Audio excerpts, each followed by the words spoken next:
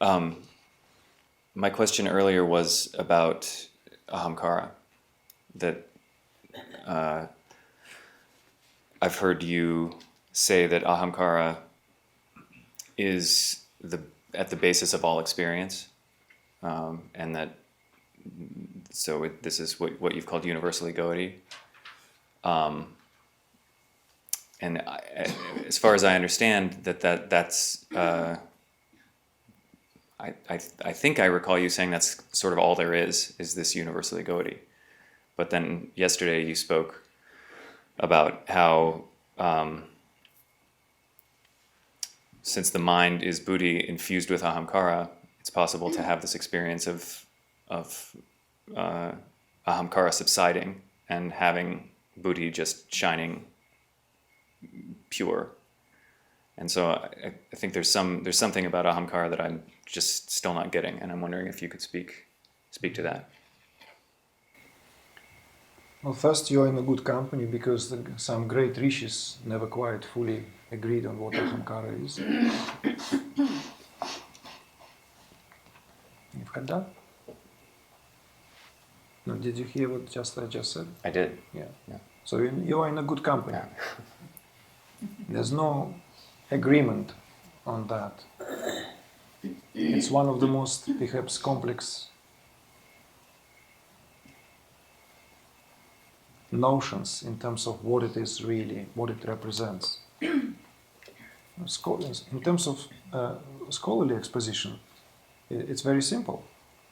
You can look it up, and there is a kind of universal agreement that Ahamkara is the sense of self. It can be also translated as ego. It can be translated as that sense of individuality, because that's what Ahamkara is.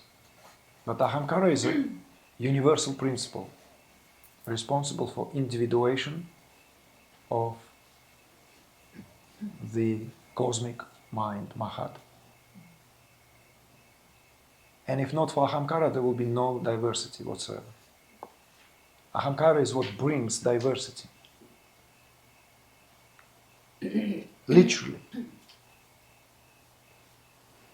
It is that principle which creates the possibility of something being different than something else. This principle, when well understood, creates a possibility of seeing the world for what it is.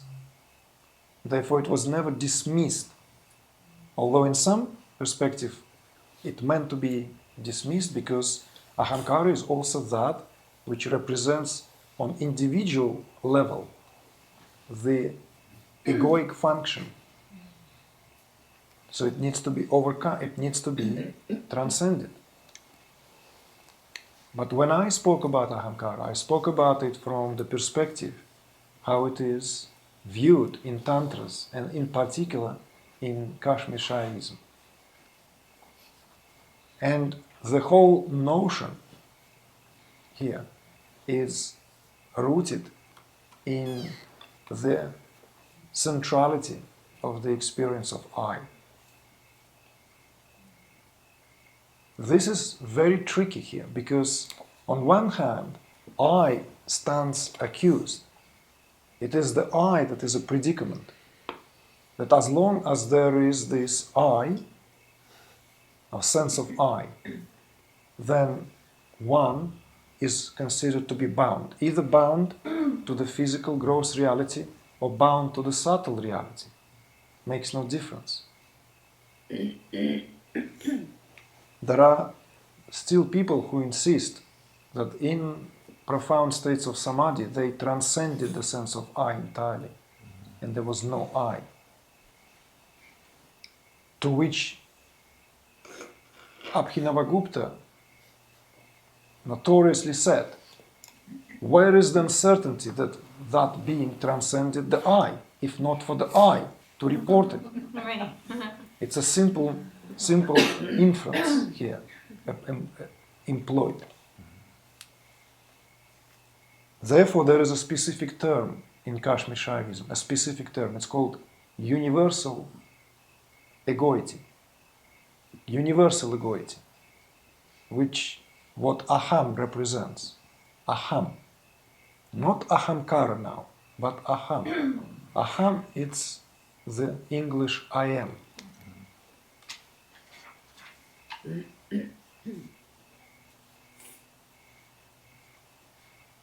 And aham is that universal egoity and centrality of the I. So in other words, there's no agency, no agent of any experience. All this belongs to one and the only. Therefore, in Kashmir Shaivism, there is this perspective on Shiva, Jiva. But the flip cannot be done partially. It can only be done fully. Anything that is partially will not work. It is extremely simple, but nearly impossible because of its utterly radical perspective. You can also see this as the death of the ego, because it's like literally realizing that you are totality, there and then, that you have never existed as an individual. But what guts would that take? You see? And these are not the proud guts we're talking about. This is not the cleverness of the mind we're talking about here. This is what it means to take stand as consciousness. Whatever stand is taken on the account of identification here of consciousness with the living organism. Hence the idea of I am the body, that then needs to be transcended, then needs to be expanded, taken beyond, beyond, beyond.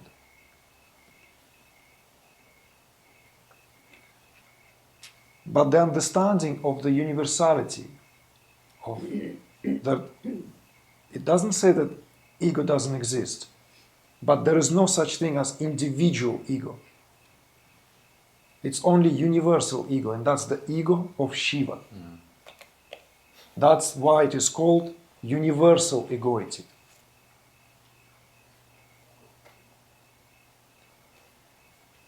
Now, since we speak about it, it would be helpful if we can bring into this what would also tie this exposition with what has been discussed earlier on today. And that is the perspective on the fivefold nature of oneness. The so-called five faces of Shiva. Again, this unique perspective here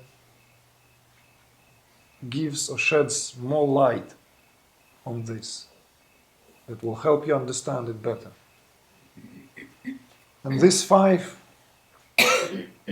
nature of oneness, or the five faces of Shiva, represent the power to create, the power to sustain, the power to dissolve, the power to conceal its own nature, and the power of grace, of the power to reveal its own nature. These are five forces, five powers of Shiva. Everything in the universe is the expression of these five powers of Shiva. The great Mahabhutas, the blueprint of elemental order, are the reflection of this fivefold nature of oneness. If you remember, that was your second retreat in Sedona. This theme was unpacked. So if we simply and carefully observe, then avidya or ignorance is viewed very different in this tantra. It's not your or my fault. It's not your or my shortcoming. That, by the way, perspective is egoic perspective. Somehow I'm held accountable because ego likes to feel importance here, where in fact one is not even in the picture. It is divine to begin with. And that's what this teaching is essentially represents. That there's nothing individual can complain about. Nothing. Because even if the individual is complaining, it's a divine complaint.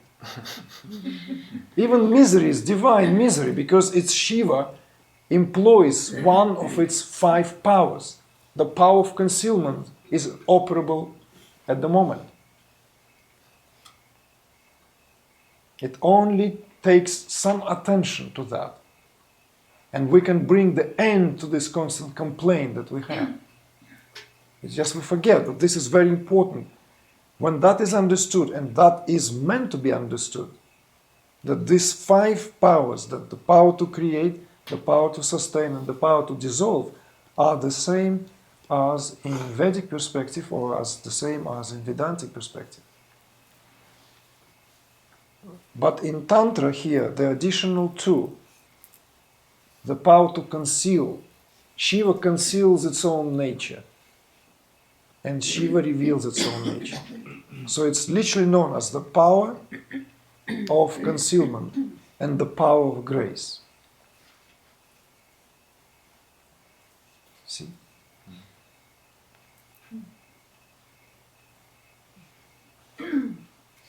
So that contraction in awareness is nothing other than out of divine will. It is the power, unlimited power to create, svatantriya, unlimited power to create, to bring forth manifestation, out of its own will, knowledge and action, out of its playful nature. And therefore the world is seen as play of consciousness, lila. It's the play of consciousness, play of Shiva.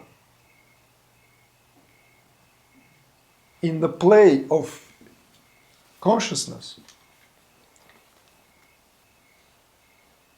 we talked about it before. You can't have everyone enlightened because it's boring show.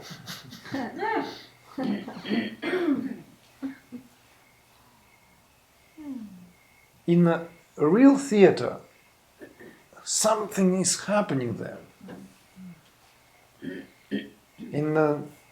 If you buy tickets to the non-duality show, you are in for some real surprises.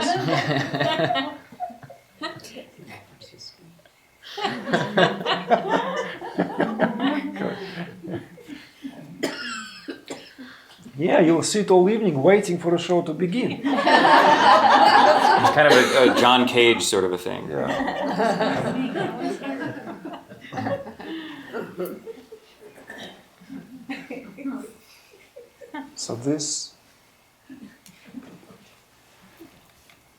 So going back to Ahamkara, it's a universal principle.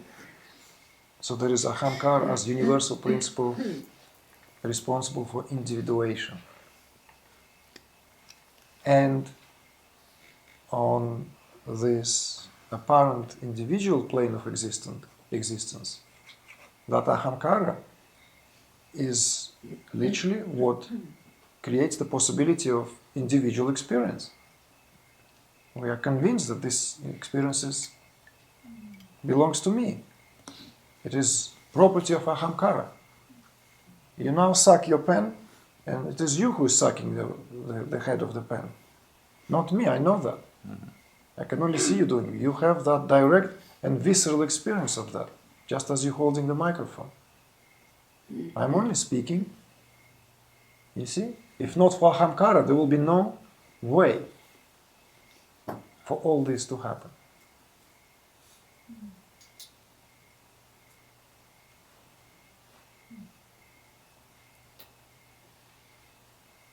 So this is where they also say that, somewhere, is that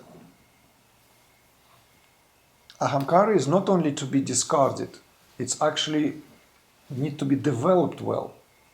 Undeveloped Ahamkara is undesirable for great spiritual breakthroughs because it can result in unwanted cases of depersonalization, because Ahamkara is what checks this process so that it goes in a healthy way. And it seems like Ahamkara then is also at the basis of all, right? It's one of the anchor points of this tension of subject and object. Yes, right? of course. Yeah.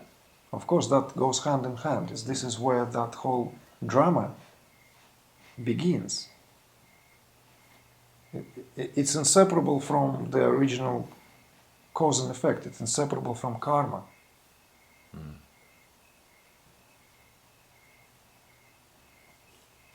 So then when you say you can have an experience, I mean, so for example, you've said that one of the ways you can tell buddhi and manas apart is that manas has something to defend and buddhi never does.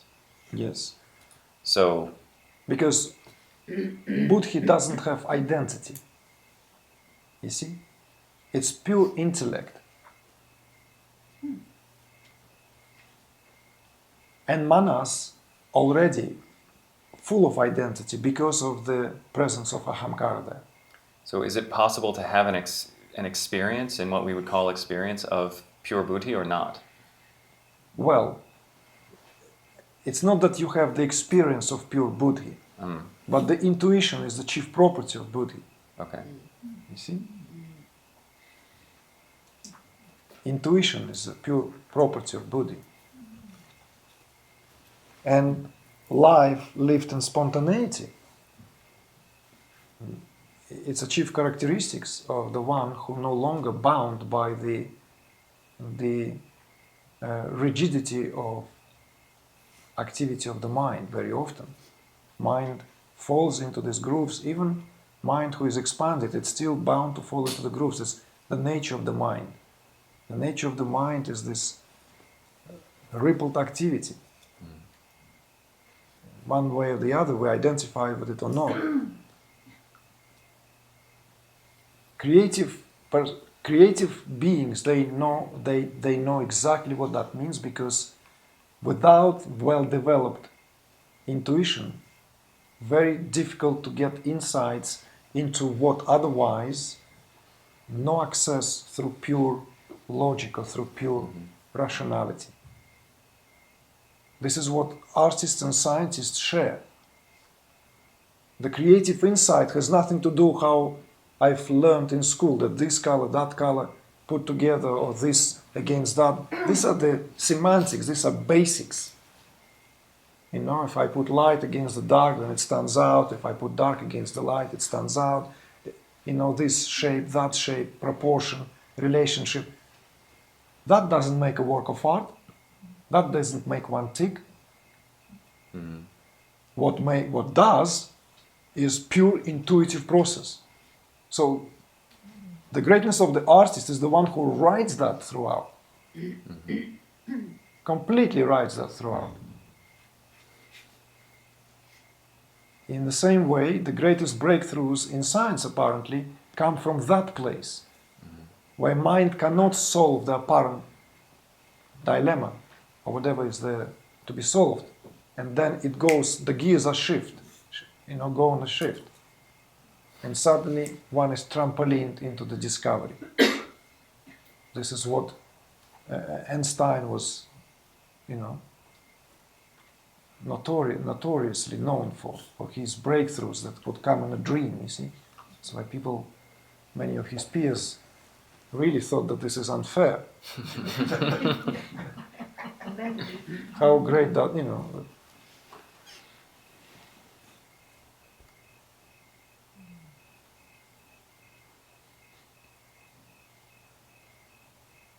So, in terms of defending, like in terms of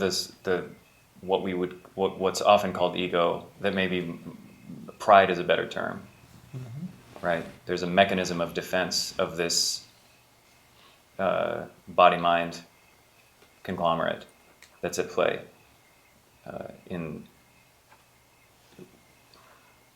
Is that just completely natural when the Ahamkara is focused on where it is in a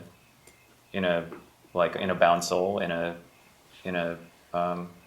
the body mind? Okay, let's just give another example here so it will become clearer. In fact, there is a very important function of the Ahamkara. Ahamkara is responsible for preserving organism from being torn apart by bacteria. Not all bacteria are friendly. It is the quality of Ahamkara that creates the possibility for this consciousness to know that this is individualized somehow organism, that otherwise would be immediately invaded by all sorts of things. So therefore there is even immune system in place. Why would there be immune system? Why would there be any need for immune system? It's all consciousness. What happens to consciousness? Nothing happens to consciousness, but it's required on a biological level. It's required. You see? So well-developed Ahamkara here is also produces a sound individual, a healthy, psychologically developed individual. When there are no holes and no weak points in one's Ahamkara, then that Ahamkara can do this spiritual work in a better way. Because otherwise, there is a possibility of snapping. And that's what, if we are now to turn to the more kind of a Western psychological language, it's in order for be willingly offering oneself into that process, a well-developed ego is required, a strong ego is required, a big ego is required, rather than weak and kind of damaged ego, which will always try to restore its property at the expense of something else, you see? So this is where that work no one is exempt from. There are a lot of people who may have these wishes and ideas that they would like to partake in the knowledge of Brahma Vidya. But Indian culture is very tough. The Guru-Shishya relationship is known as being very tough. Why? Because there are continuous assaults just to strengthen that principle. It's not to humiliate someone. And one can know immediately when that is done out of, by there are obviously some pseudo-teachers who will overdo that or misuse that power. But a skillful teacher would do that in such a way that it will still hurt, but it will hurt as with the one who is a good trainer. The group of muscles are aching, but you're becoming stronger, more agile, more versatile, whatever. If you're training in martial arts, of course you have to ache, but this is spiritual training. In spiritual training, something aches as well. Maybe not necessarily muscles. What is aching is that sense of where is your identity, how raw it is. It's just poking. Is the chickpea soft or still tough?